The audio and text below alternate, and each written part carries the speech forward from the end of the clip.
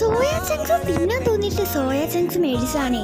അപ്പോൾ നമ്മുടെ കുഞ്ഞ് സോയയാണ് നമ്മൾ മേടിച്ചത്. അപ്പോൾ നമുക്കിന്ന് സോയ ചങ്ക്സ് ഉണ്ടാക്കാം. ആദ്യം തന്നെ നമ്മൾ ഒണിയനും പിന്നെ ഗ്രീൻ ചില്ലിയും അരിഞ്ഞ് വെച്ചിട്ടുണ്ട്. അത് കഴിഞ്ഞിട്ട് നമ്മൾ വേറെ പാൻ എടുത്തതിന് ശേഷം അതിലേക്ക് ഓയിൽ ഒഴിക്കുക. പിന്നെ നമ്മൾ അതിനകത്തേക്ക് മല്ലിപ്പൊടി, മുളക് പൊടി, ചിക്കൻ മസാല ഇത്ര ഇടുക. അത് കഴിഞ്ഞിട്ട് ഇച്ചിരി ഗരം മസാല വേണമെങ്കിൽ ഇട്ടോ.